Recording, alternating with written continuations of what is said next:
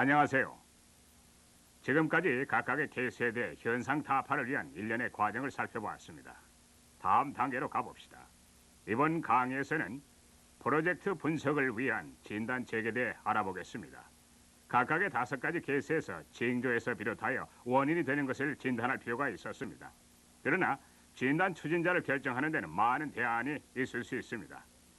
언급된 5가지 케이스의 진단 수행자는 전문 진단팀의 일원입니까? 이것은 매니저에 따라 다양하게 결정되었습니다. 이러한 다양한 진단 추진자의 결정이 진단 가능성 자체를 약화시키지는 않습니다. 전문가나 라인 감독자 아니면 외부 상담가를 쓸 수도 있습니다. 그러나 어떠한 경우든지 공통적인 것은 진단하기 위한 시간이 필요하다는 것입니다. 또한 진단하는 기술과 객관적 타당성도 요구됩니다. 각각을 살펴봅시다. 징후를 순서대로 나열하여 기록하는 데는 어느 정도 시간이 소요됩니다. 잡동사니 속에서 몇 개 쓸만한 것을 분리해내는 파레토 원리를 적용해야 합니다. 자료를 수집하고 분석하는 계획을 생각해 봅시다. 데이터를 수집하여 분석하고 요약하여 결과를 만들게 될 것입니다. 어떤 프로젝트에 대해서는 분석 시간이 짧을 수 있습니다. 단 며칠 만에 끝날 수도 있습니다. 매우 바쁜 현장 전문가나 라인 감독자가 진단을 실시할 수도 있습니다. 반대의 경우로 여러 사람들이 수년간 진단의 시간을 쏟게 할 수도 있습니다. 예를 들면 자동차 사용 시 고장 케이스나 피스톤 링 스크랩 케이스에서는 진단 전문가가 풀타임으로 진단을 실시하는데 많은 시간이 소요됐습니다. 풀타임 혹은 파트타임으로 할 것인지는 진단 범위에 따른 진단 시간의 요구에 달려 있습니다. 예를 들면 일련의 공정의 단계 중에서 특히 문제가 되는 한 공정만을 대상으로 파트타임으로 진행하는 방법도 있을 것입니다. 진단 활동 역시 풀타임 혹은 파트타임의 선택에 영향을 줄 수 있습니다. 며칠 또는 몇 주를 자신의 부서에서 빠져나와서 진단을 진행할 수도 있습니다. 피스토닝 회사의 경우가 좋은 예죠. 두 번째로 진단 기술에 대해 알아봅시다. 이 기술은 주로 가설에 대한 과학적 검증과 관련됩니다. 데이터를 편견 없이 선택하고 데이터에서 의미를 찾아내야 합니다. 어떤 프로젝트에서는 진단하는 기술이 별로 필요하지 않습니다. 예를 들면 시계에서의 축의 경우입니다. 그 경우에는 단순한 상식으로도 연구하여 결과를 낼 수 있습니다. 그러나 현재 많은 문제들은 고도의 진단 기술을 요합니다.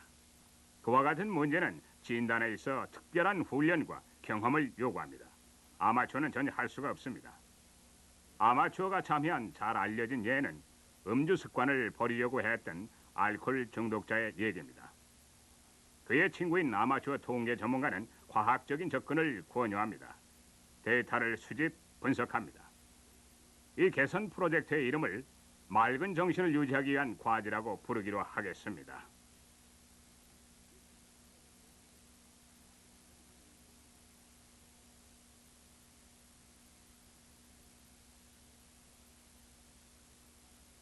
자, 그러면 친구가 고안한 데이터 시트를 살펴볼까요? 여기 월요일부터 화, 수, 목, 금까지의 일주일이 있습니다. 또한 자료와 결과도 있습니다.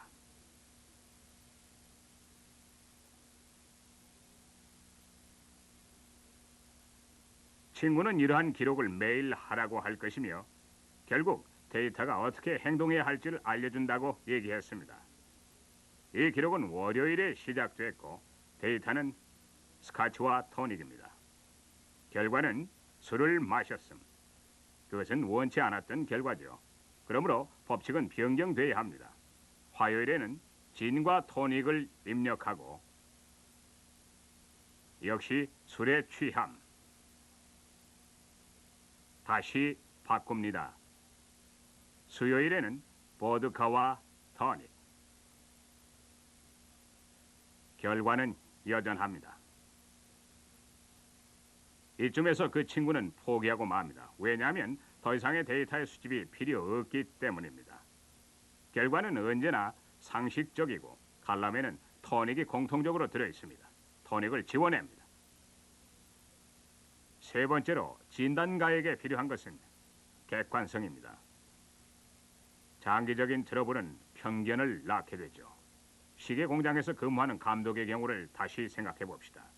수년에 걸쳐 한 가지 문제에 대한 굳은 믿음을 가져왔습니다. 결국 그는 그 문제에 대한 광범위한 원인에 관심을 갖게 됩니다.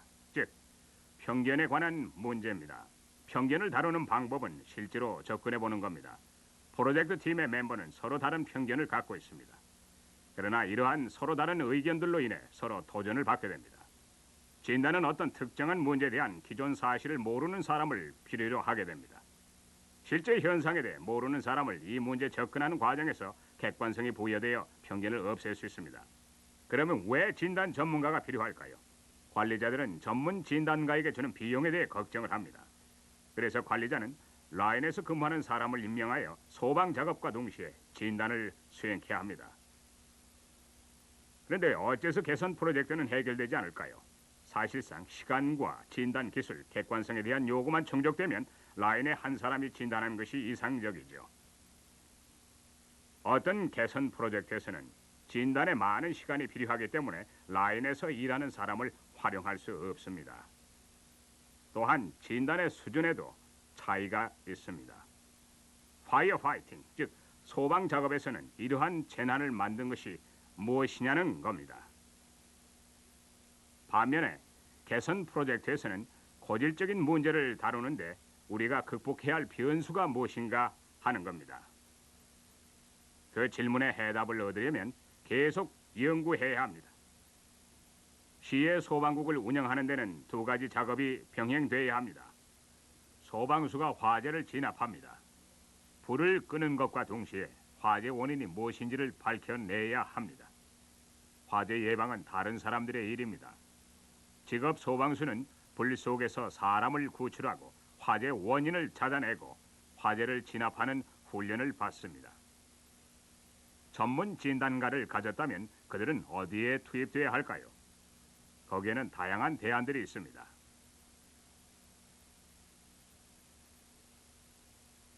한 가지 방법은 전문가들을 여러 현장 관리자들에게 할당하는 것입니다. 때때로 문제들이 흔적 없이 사라집니다.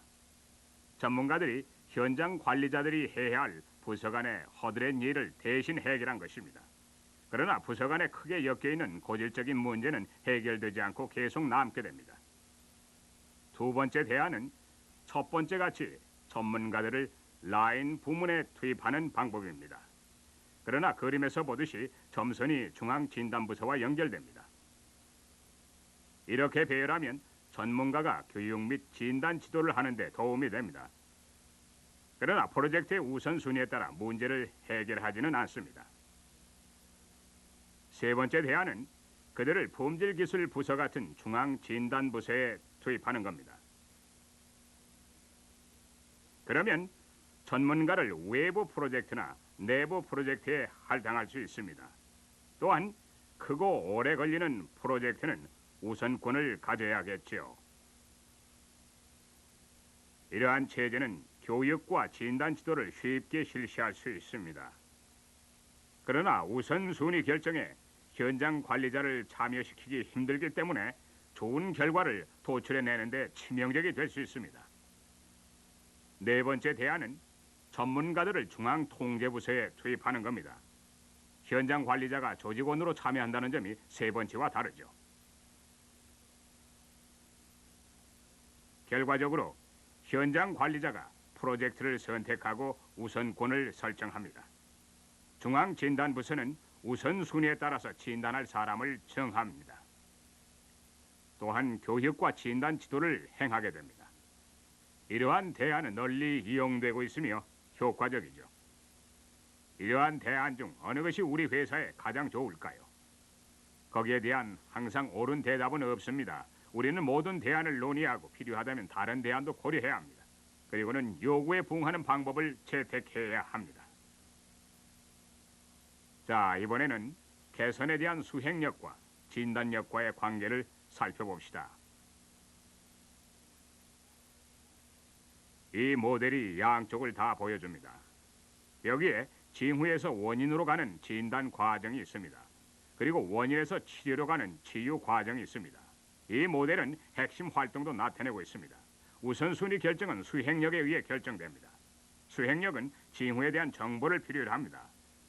데이터를 수집하고 파레토 분석에 적용시키고 나면 요약이 나옵니다. 수행력은 모든 정보를 검토하여 원인을 이론화합니다. 진단력은 데이터 수집으로 검토되고 분석됩니다. 이러한 방법은 계속되고 업무 수행력도 감독되며 접근 방식을 계획하고 연구 내용도 검토합니다. 마지막으로 원인을 찾아서 문제점을 해결합니다. 진단 과정은 끝나고 치유가 시작됩니다. 치유 과정은 업무 수행력과는 무관합니다. 그것은 해당 부서에 의해 행해집니다. 예를 들면 생산 설계 변화는 생산 설계 부문에서 수행하게 됩니다. 그러나 치유 과정에서는 개선 활동이 효과적으로 잘 이루어졌는지를 확인할 필요가 있습니다. 이러한 확인은 어떤 회사에서는 수행팀의 협의 사항의 하나입니다. 지금까지 왜 조직 편성이 중요한가를 살펴보았습니다. 이제 현상 타파를 위한 진단 과정, 즉 징후에서 원인으로 가는 여정에 대해 살펴봅시다. 이 과정은 지식에 있어 일종의 진보, 즉 현상 타파라고 볼 수 있습니다. 고질적인 불량의 원인을 발견하는 것입니다. 진단 과정을 시작하면 우리는 분기점에 도달하게 됩니다. 즉, 우리가 두 개의 완전히 다른 종류의 불량을 다루고 있음을 알게 되죠.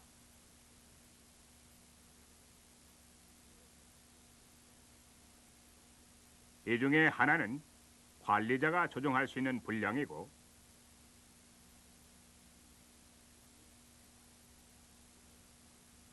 다른 하나는 작업자가 조정할 수 있는 불량입니다.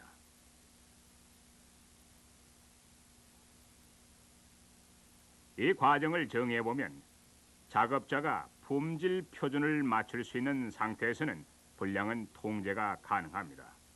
그러한 상태에 있게 되려면 작업자들에게 작업을 원활히 수행할 수 있도록 세 가지 근본적인 수단이 제공되어야 합니다. 첫째, 작업자는 요구되는 것이 무엇인지를 알아야 합니다. 관리자가 샘플을 줍니다. 그러면 샘플과 같게 만들어내게 됩니다. 그렇지 않으면 관리자가 그들에게 요구되는 것을 분명히 알 수 있는 규격 혹은 작업 순서를 제공해야 합니다. 둘째, 작업자는 표준대로 일이 진행되는지 알아야 합니다. 때로는 그들의 상식으로는 충분치 않습니다. 조립공은 육안으로 럭워셔가 있는지 없는지를 확인할 수가 있지만 때로는 측정기구를 가지고 측정해야 합니다. 이 경우에는 데이터가 필요하게 되죠. 셋째로 근로자는 표준치를 알아야 합니다. 표준대로 일하지 않는다면 변화가 생길 것입니다. 계기판을 조정하고 밸브를 열고 망치로 박는 등의 일을 할 때 판정할 수 있는 기준에 맞추어서 예외 없이 작업이 이루어진다면 작업자는 일할 때 필요한 모든 수단을 구비하고 있다고 말할 수 있습니다. 이러한 상태를 우리는 셀프 컨트롤, 즉 자기 관리 상태에 있다고 말합니다. 그리고 이러한 상태는 불량을 작업자가 통제하여 관리할 수 있는 상태라고 부릅니다. 예를 들어 한 인쇄 회사의 경우를 살펴봅시다.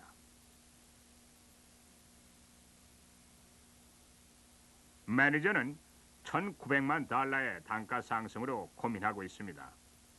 또한 인쇄상의 실수로 비용이 3배 들었습니다. 실수를 발견해서 수정하고 그 기계는 자동 중지 상태입니다. 실수의 원인을 살펴보니 주로 키보드상의 실수입니다. 글자를 빠뜨리고 2번 치기도 하고 뒤집히기도 하고 고두점이 잘못되기도 했습니다. 이러한 실수가 100줄에 90개나 됩니다. 매니저는 키보드 실수는 오퍼레이터가 조정할 수 있음을 알고 있죠.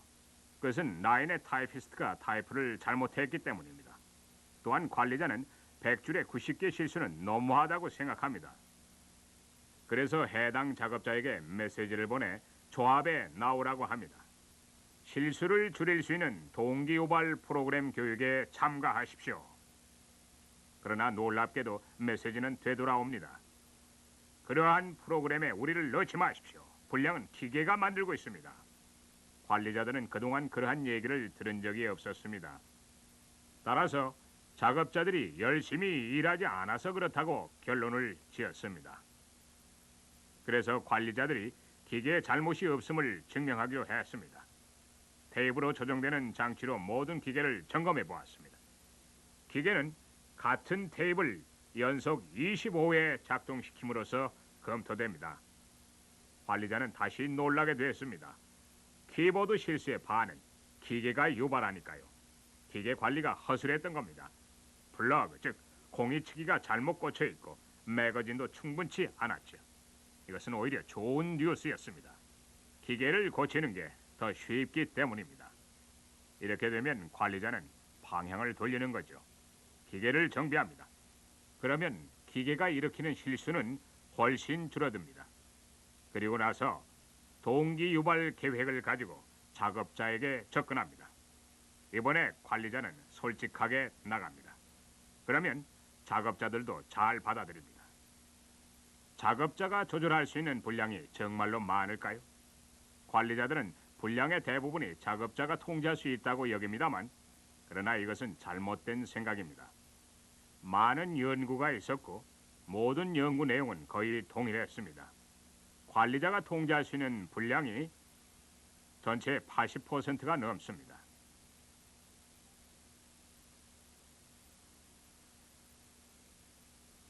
반면에 작업자가 조정할 수 있는 분량은 20% 이하입니다.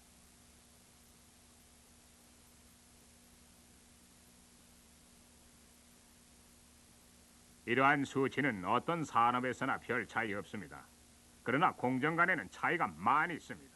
손을 대게 되면 될수록 작업자가 조절할 수 있는 분량은 더 많아집니다. 80대 20의 비율을 인정하려고 할 필요는 없는 거지요. 우리가 일하는 어떤 공정에서건 이러한 연구를 직접 시행할 수 있을 테니까요.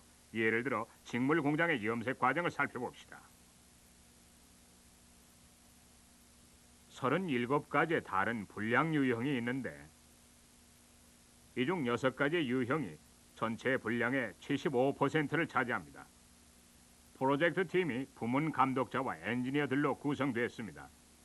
이 6가지 분량 유형을 연구하여 관리자가 통제 가능한지 작업자가 조정해야 하는지를 구분하기로 했습니다. 그러면 매니저는 작업자가 스스로 조정하도록 표준치를 맞춥니다. 이 표가 연구 끝 단계에서 결과를 보여줍니다.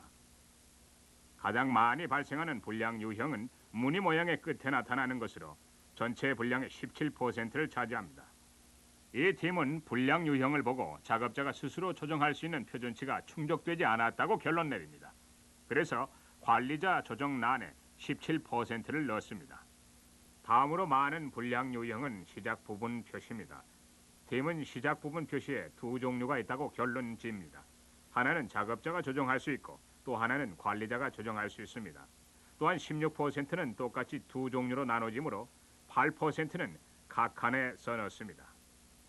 이 연구 단계에서 팀은 분량을 분류합니다. 17%는 작업자가 조절할 수 있고 44%는 관리자가, 39%는 아직 확실치 않습니다. 이것은 당신 스스로 하는 게 좋겠군요. 다시 여정의 분기점으로 돌아가 봅시다.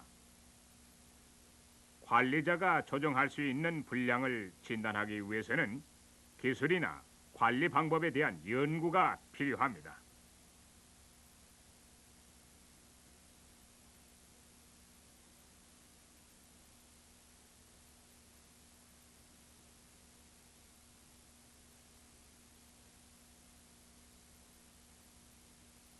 원인이 밝혀지면 치유하기 위해 기술이나 관리 방법을 변화시켜야 합니다. 반면에 작업자가 조정할 수 있는 분량의 진단은 일의 방법과 습관에 대한 연구가 필요합니다.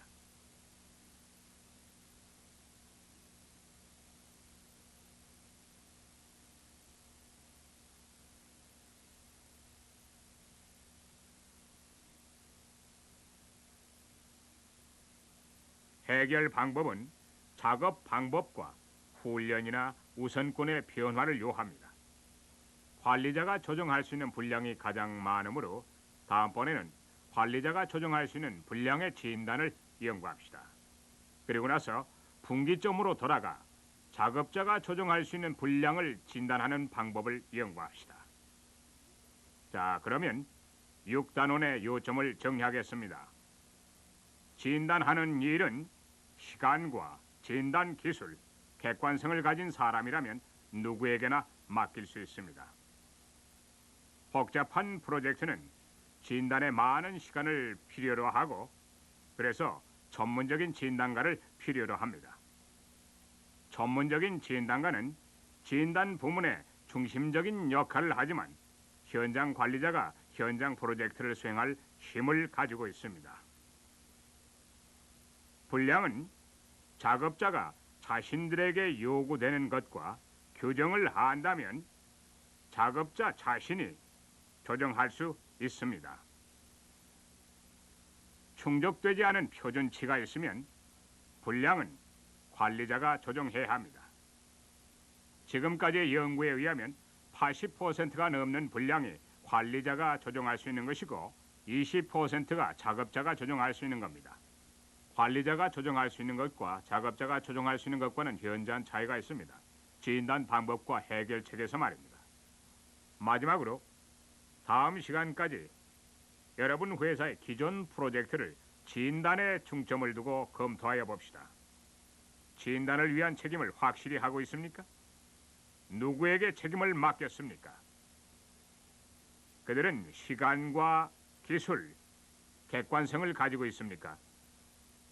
또한 관리자는 관리자가 조정할 분량과 작업자가 조정할 분량을 구별할 능력을 갖고 있습니까? 이 두 종류 사이의 비율을 어떻게 생각하고 있습니까?